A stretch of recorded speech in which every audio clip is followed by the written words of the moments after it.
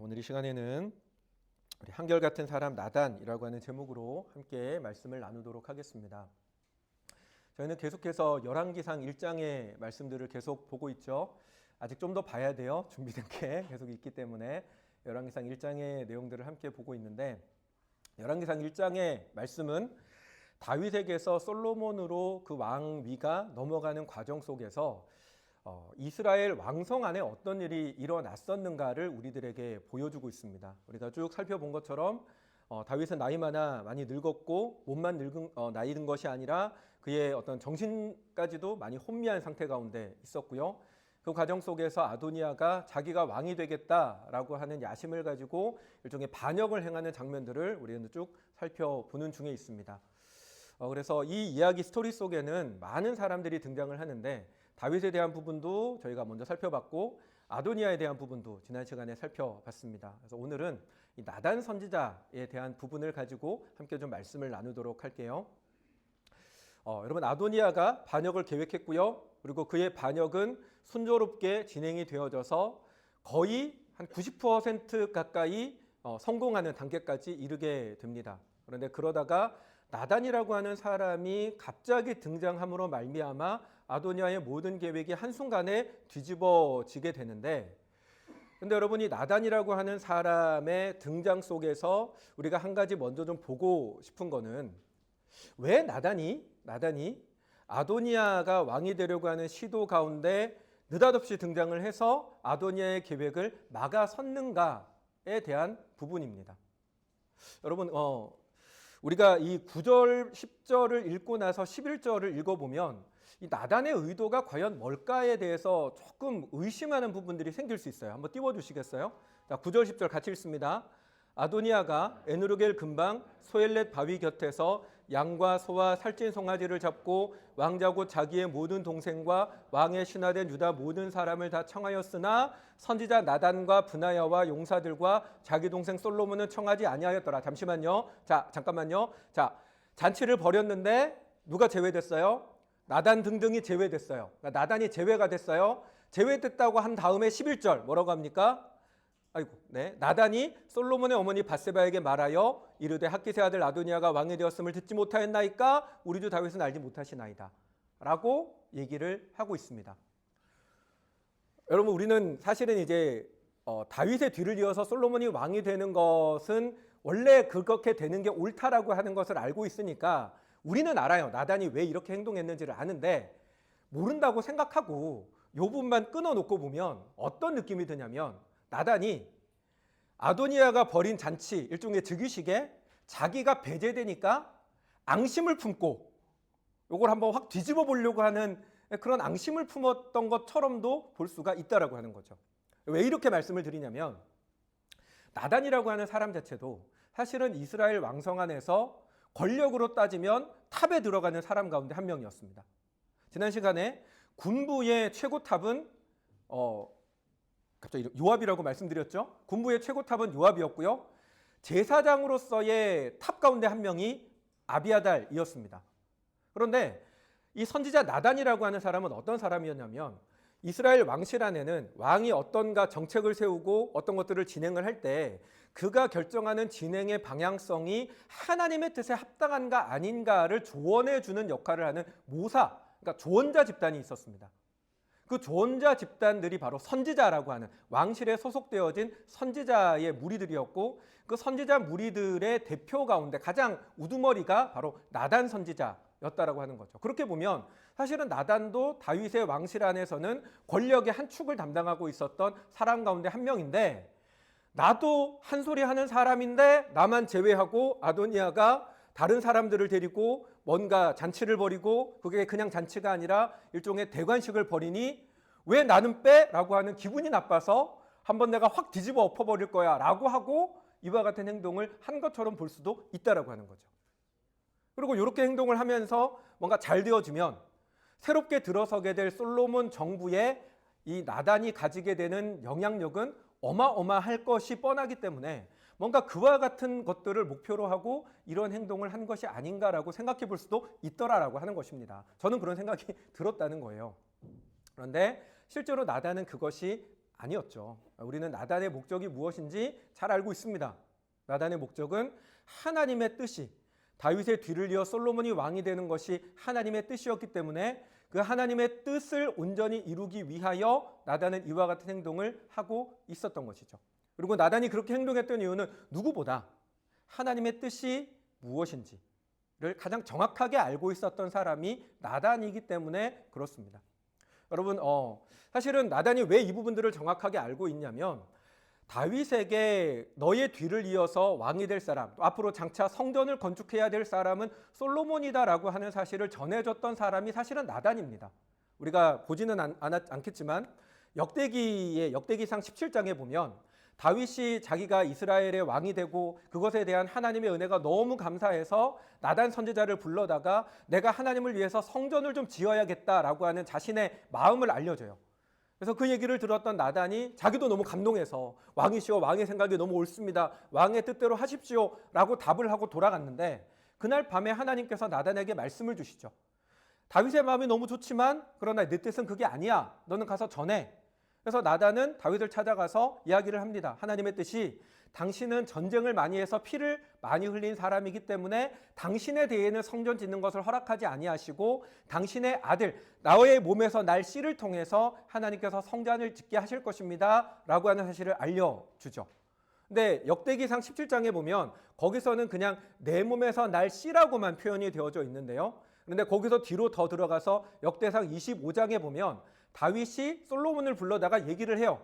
하나님께서 나는 피를 많이 흘려서 성전을 못 짓게 하셨는데 내 몸에서 날 씨 곧 너를 통해서 하나님께서 성전을 짓게 하실 거야 라고 하는 얘기를 다윗의 입으로 이야기를 합니다. 그러니까 역대상 17장과 25장을 이렇게 합쳐서 보면 나단 선지자가 다윗의 몸에서 날 씨라고 얘기해 준 사람이 솔로몬이었다라고 하는 사실을 우리는 알 수가 있는 거죠.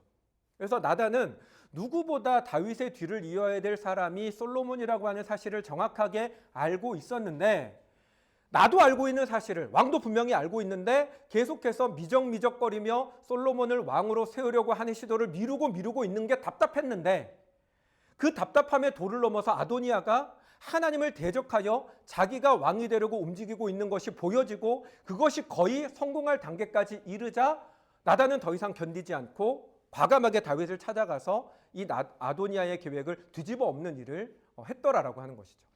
그리고 이와 같은 나단의 모습 속에서 우리가 봐야 되는 건 나단이 참으로 그는 예나 지금이나 하나님 앞에서 변함이 없는 사람이구나 라고 하는 부분을 우리는 볼 수가 있습니다. 여러분이 나단 선지자에 대해서 알고 있는 사실 가운데 하나는 본문에 나오는 이와 같은 모습도 있지만 보다 근본적으로 우리 그리스도인들에게 많이 알려졌던 장면이 밧세바와 다윗의 관계 속에서 나단이 등장을 하게 되죠.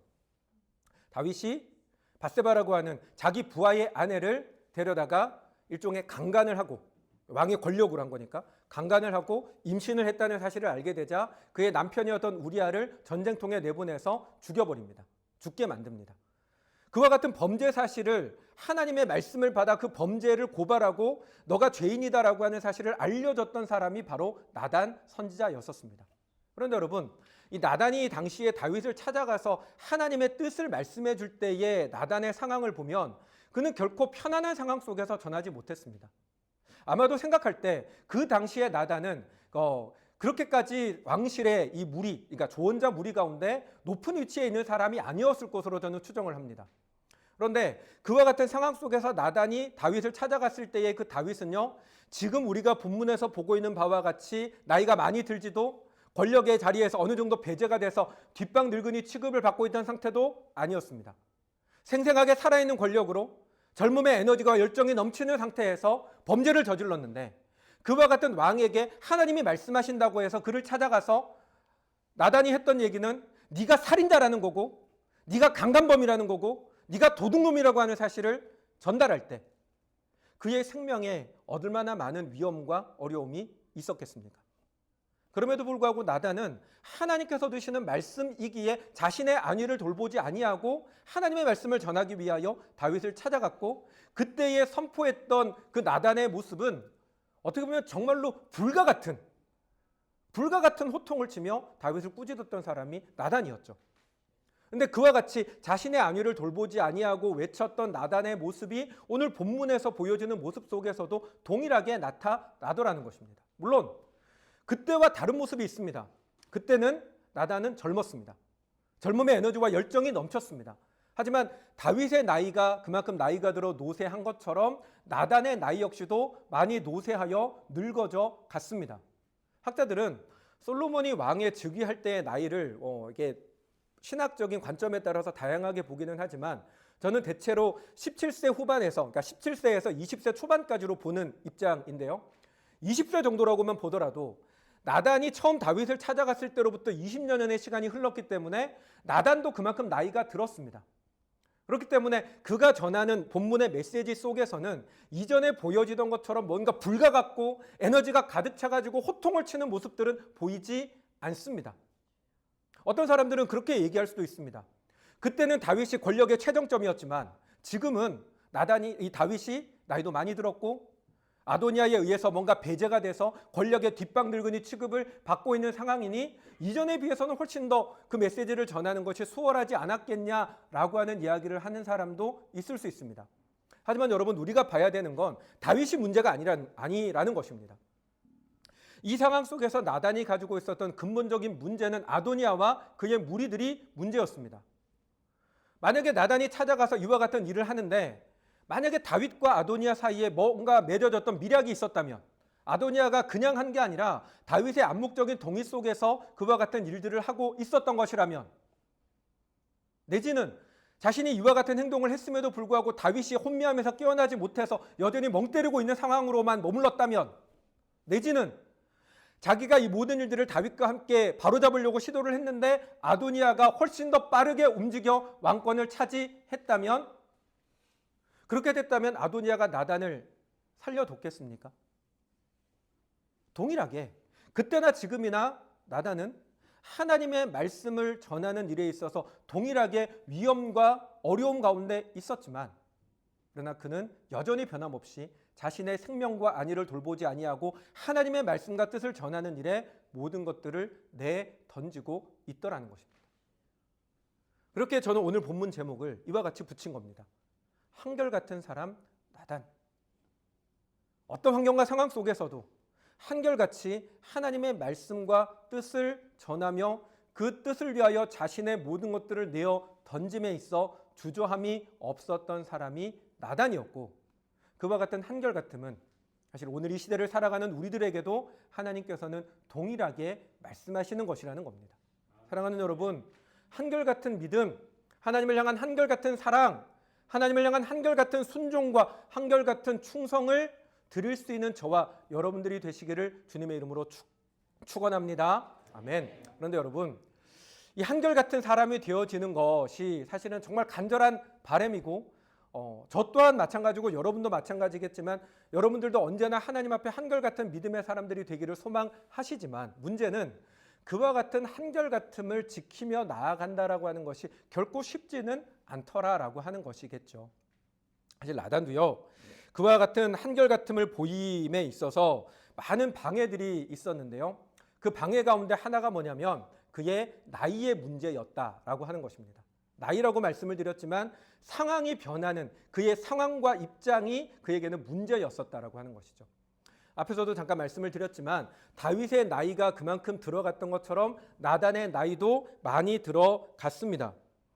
그도 노쇠해졌기 때문에 그가 본문에서 보여주는 그와 같은 메시지 속에서 나단이라고 하는 사람이 예전만큼의 어떤 열정이나 에너지나 뭔가 그런 힘이 많이 떨어졌다라고 하는 것들을 볼 수 있습니다. 다시 한번 볼까요? 말씀을 한번 띄워주시겠어요? 같이 읽습니다. 이르되 내 주 왕께서 이르시기를 아도니아가 나를 이어 왕이 되어 내 왕위에 앉으리라 하셨나이까? 그가 오늘 내려가서 숫소와 살찐 송아지와 양을 많이 잡고 왕의 모든 아들과 군사령관들과 제사장 아비아다를 청하였는데 그들이 아도니아 앞에서 먹고 마시며 아도니아 왕은 만세수를 하옵소서 하였나이다. 다음이요. 그러나 왕의 종 나와 제사장 사독과 여호야다의 아들 브나야와 왕의 종 솔로몬은 청하지 아니하였사오니 이것이 내 주 왕께서 정하신 일이니까. 그런데 왕께서 내 주 왕을 이어 그 왕위에 앉을 자를 종에게 알게 하지 아니하셨나이다. 아멘. 여러분, 그 사무엘하 12장에서 나단이 다윗을 찾아가서 다윗의 죄를 고발할 때에 나단은요, 직설적으로 얘기합니다. 당신이 바로 그 사람이라고. 너가 바로 가난한 자에게서 양 한 마리를 빼앗았던 사람과 같은 자가 바로 너라고 직설적으로 얘기했습니다. 그런데 지금 읽은 이 본문 속에서의 나단은요, 직설적인 게 없습니다. 뭔가 모르게 둥글둥글하게 뭔가 모르게 말을 돌리며 이야기를 하고 있죠. 이와 같은 나단의 어떤 뉘앙스, 말의 어떤 어조들을 통해서 보면 나단이 확실히 예전에 비해서 나이가 들었구나 라고 하는 부분들을 볼 수가 있다는 것이죠. 여러분, 사람이 나이가 들어간다라고 하는 것은 젊은 시절에 가지고 있었던 육체적인 어떤 에너지도 고갈된다는 것이고 마음의 어떤 열정도 고갈되어져 간다라고 하는 것입니다. 근데 사실 참 사람이라고 하는 존재가 항상 그렇게 변하는 존재인 것 같습니다. 우리는 어릴 때 우리가 태어났을 때의 모습과 지금 많은 시간들이 흘러나가는 이 과정 속에서 우리의 육신 자체가 예전과는 많이 다르다라고 하는 것을 느낍니다. 아마 시간이 더 흐르고 나면 여러분들은 지금과도 또 다른 육신의 상태를 가지게 되겠죠. 육신만 그렇습니까?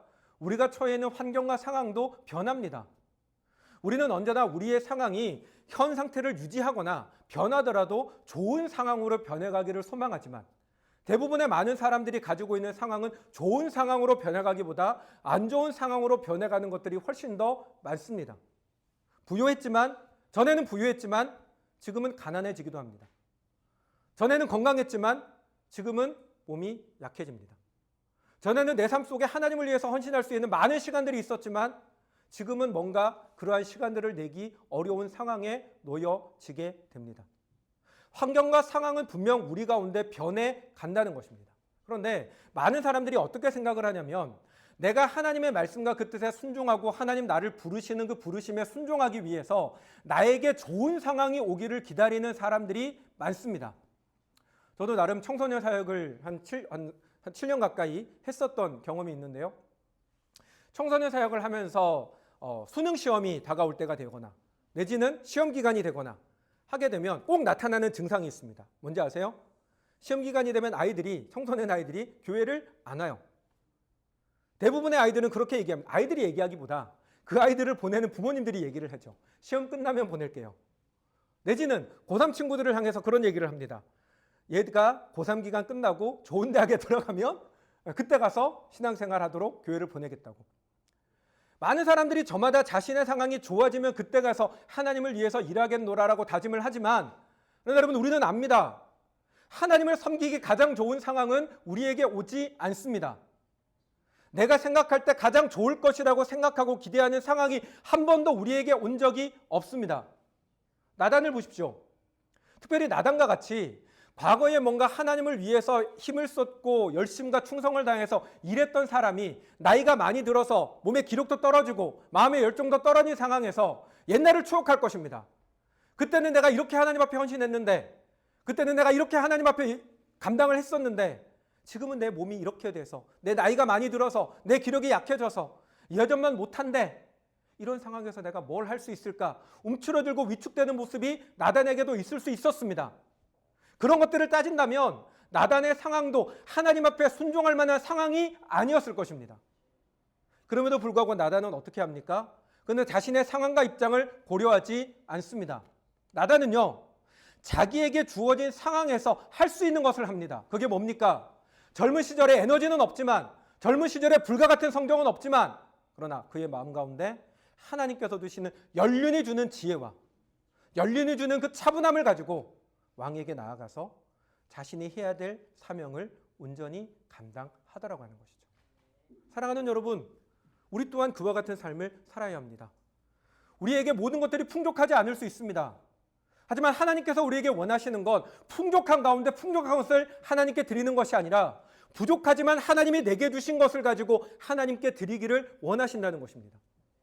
여러분, 예수님께서 왜 성전 연보함에 2렙돈을 넣었던 한 과부를 그토록 칭찬하셨습니까?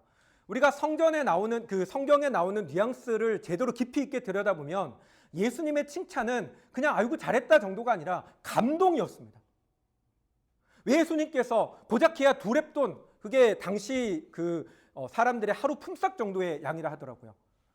뭐 요즘 사람들의 하루 품삯이 얼마인지는 모르겠지만 여러분 그 하루 품삯밖에 바치지 못했던 여인을 두고 예수님께서 감동하고 감격하셨던 이유는 그게 하나님의 뜻에 합했기 때문입니다.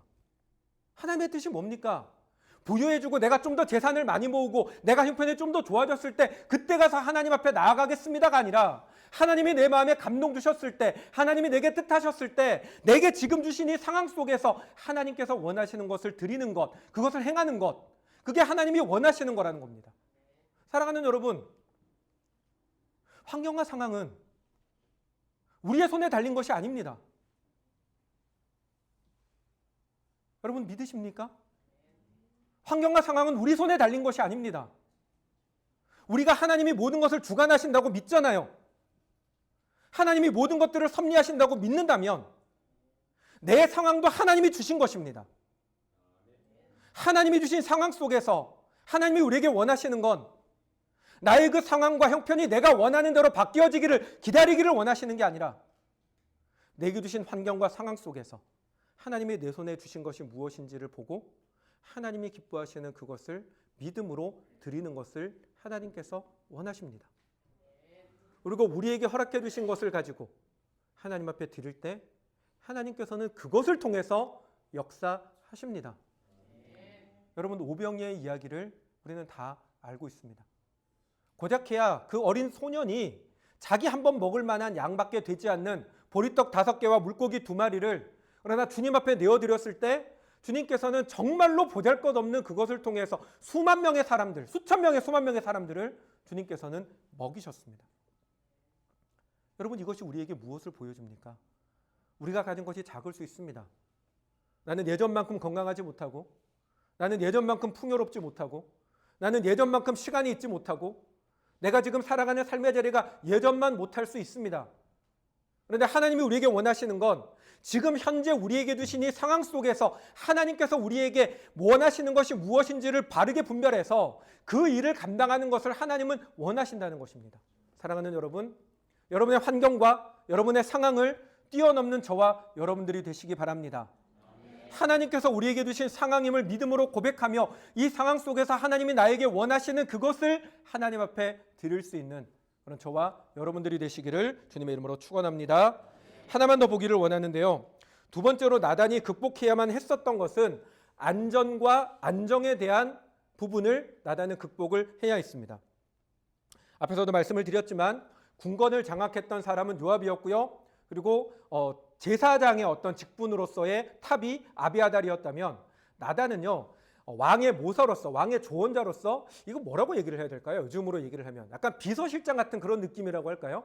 그렇게 따지면 사실은 왕의 가장 최측근 가운데 한 명이 나단이었었습니다. 그러니 만약에 여러분 나단이요 지금처럼 아도니아의 영모를 다윗에게 고발하는 일을 하지 않고 그냥 그대로 머물러 있었다면 나단은 충분히 안정적인 삶을 유지해 갈 수가 있었을 것입니다. 그리고 나단이 가지고 있었던 그 당시 그가 어떻게 왕실에서의 또 다른 권력자의 한 모습으로 되어지면서 그가 가지고 있었던 여러 가지 권력이라든지 그가 그동안 가져왔었던 여러 가지 어떤 물질적인 것이라든지 분명히 나단은 결코 나단이 선지자지만 왕실에 속한 선지자이기 때문에 결코 가난하거나 힘없는 삶을 살지 않았을 거예요. 나단도 남부럽지 않은 삶을 살고 있었을 것입니다.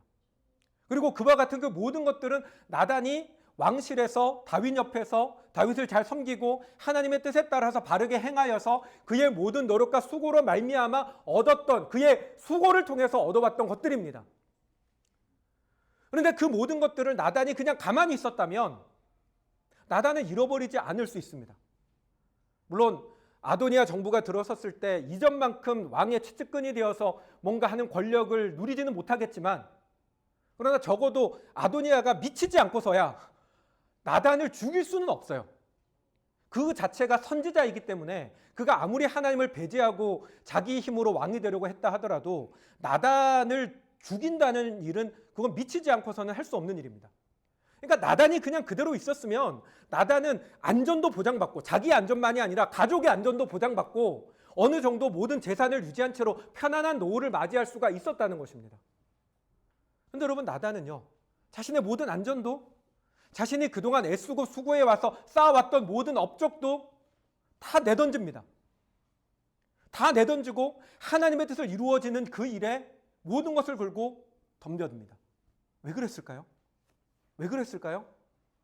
하나님의 뜻이기 때문에 물론 맞습니다. 근데 중요한 사실이 있습니다. 그게 뭐냐면 나단은 알았거든요. 뭘 알았냐고요? 내 안전도 내 삶의 안정도 내 손에 달린 것이 아니라는 걸 나단은 알았기 때문입니다. 사랑하는 여러분, 우리의 안정과 건강은 우리의 손에 달린 것이 아닙니다.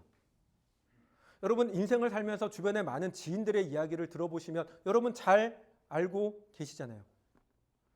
저도 최근에 제가 아는 어떤 목사님을 그분이 저보다 5살인가 많으신 분이신데 돌아가셨어요. 저와 같은 교회에서 함께 사역을 오랫동안 같이 하셨었는데 그분이 해병대 출신, 해병대 장교 출신에 몸이 40대 후반의 나이에도 배에 식스팩이 있다면 여러분 믿어지십니까? 장난이 아니었어요. 뿐만 아니라 얼마나 건강관리를 열심히 하는지 주말만 되면 자전거를 타고 산으로 올라가요. 여러분 상상이 되십니까? 자전거를 타고 산으로 올라간다는 게 자전거를 들고 가는 게 아니라 타고 간다고요. 오르막길을. 그만큼 건강관리에 철저하시던 분이셨는데 그래서 선교사가 되어서 선교까지 나가셨는데 그곳에서도 제가 들었던 정보는 매일 아침마다 그 동네를 뛰면서 기도하고 그렇게 뛰어다니던 분이셨는데 질병이 찾아오니까 2년 만에 떠나셨어요. 여러분 자신의 안정과 자신의 건강을 지키기 위해서 얼마나 많은 수고들을 합니까? 그런데 내가 애쓰고 수고한다고 해서 나의 애쓰고 수고가 나의 안정과 건강을 지키지 못하더라고요. 저도 제가 이런 말씀을 저희 부모님한테는 한 적이 있는지 없는지 기억이 안 나는데 저도 운전하다가 죽을 뻔했던 적이 있습니다. 멋모르고 눈길에 운전하고 가다가 이게 눈길에서는 브레이크를 잘 밟아야 되잖아요. 근데 너무 갑자기 급하게 브레이크를 밟는 바람에 차가 그냥 완전히 한 바퀴 돌아가지고 고속도로 가운데 가로로 그냥 서버렸어요. 다행히 주변에 지나가는 차가 없어서 그냥 잘 해결이 됐습니다. 근데 거기서 끝이 아니에요. 너무 겁이 나가지고 정말 부들부들 떨면서 어서 빨리 고속도로에서 벗어나기만을 바라고 가는데 휴게소가 보이더라고요. 그래서 빨리 휴게소라도 좀 들어가야 되겠다 싶어서 휴게소를 가는데 코너를 도는데 속도를 줄인다고 브레이크를 밟았는데 또 밀린 거예요. 그래서 그 들어가는 입구 쪽에 있는 경계석에 차를 또 들이박으면서 멈췄는데 정신없이 나와가지고 있는데 갑자기 어떤 아저씨가 오더니 당신 죽을 뻔했다고. 왜 그러냐 했더니 큰 덤프 트럭이 뒤에 따라오고 있다가 뭔가 그 아저씨가 느낌이 이상해서 자기가 속도를 줄였대요. 그러면서 하는 말이 내가 만약에 속도 안 줄였으면 당신 죽는 거라고. 부산에서 서울 가려고 눈길을 뚫고 올라가다가 포기하고 다시 내려왔습니다. 너무 무서워가지고. 여러분 우리의 안전이 내가 애쓰고 조심한다고 해서 되는 게 아니에요. 하나님께서 지켜주지 않으시면 하나님께서 역사하시지 않으시면 여러분 우리는 우리의 안전을 우리의 건강을 우리의 생명을 담보할 수가 없습니다. 안정도 마찬가지입니다. 여러분들이 지금까지 살아오면서 많은 수고와 노력을 통해서 쌓아왔던 것들이 있을 겁니다. 그리고 그와 같은 것들이 내 삶에서 무너지는 것만큼 그 사람의 인생을 더덥게 만드는 일은 없을 거라고 생각합니다. 예전에 어떤 그 크리스천 신문 가운데 한 그 칼럼이 뜬 것을 봤는데 거기서 이런 얘기를 하더라고요. 일본에서 예전에 고베 대지진이 있었던 것 아시죠? 여기 우리 아실 겁니다. 일본의 한 노인이 70세 노인이 평생을 막노동으로 일을 하며 정말로 고생해가지고 목돈을 모아가지고 먹을 거 안 먹고 입을 거 안 입고 정말 힘들게 살아가지고 목돈을 모아서 건물을 샀는데 5층짜리인가 건물을 샀는데 고베 대지진으로 그 건물이 정말 폭삭 무너졌다는 거예요. 여러분 자신의 70평생의 모든 수고가 그 모든 70년 동안 먹지도 않고 입지도 않고 정말로 아껴가지고 해왔던 그 돈을 가지고 건물을 샀는데 천재지변으로 건물이 폭삭 무너져서 건질 게 아무것도 없는 상황이 되어진 사람의 심정이 어떠하겠습니까? 근데 여러분 그건 사람이 애쓴다고 막을 수 있는 게 아니잖아요. 하나님께서 은혜 주지 않으시면 여러분 우리는 우리의 안전도 나의 모든 수고에 대한 합당한 보상도 우리는 얻을 수가 없습니다. 그렇게 우리에게 있어서 정말로 중요한 게 무엇입니까? 하나님과 관계 속에 바로 서는 것입니다. 하나님의 권속이 되어 하나님의 백성이 되어 하나님께서 지키시고 돌보시는 삶의 자리 가운데 서서 떠나지 않는 것입니다. 그래서 나단은 자신의 안전도, 자신이 애쓰고 수고해왔던 모든 안정도 다 내던지고 하나님의 말씀 앞에 순종하여 나갑니다. 왜? 그것이 진정으로 자신의 안전과 안정을 지키는 것이기 때문입니다. 그리고 때로는 하나님께서 우리가 하나님하고의 올바른 관계 속에 있을지라도 내 삶의 안전과 안정이 무너지는 순간도 있을 수 있습니다. 대표적인 사람들이 제자들이잖아요. 사도 바울이 그런 얘기를 합니다. 만약에 평안하고 안전한 삶이 인생의 모든 목적이라면 우리는 가장 불쌍한 사람들이라고. 물론 여러분, 우리가 하나님을 잘 섬겨도, 말씀을 온전하게 순종하고 예배를 잘 드리고 기도생활을 열심히 해도 여전히 우리의 삶 가운데 어려움과 불안함과 두려움이 찾아올 수 있습니다. 신실한 그리스도인도 실패할 수 있습니다.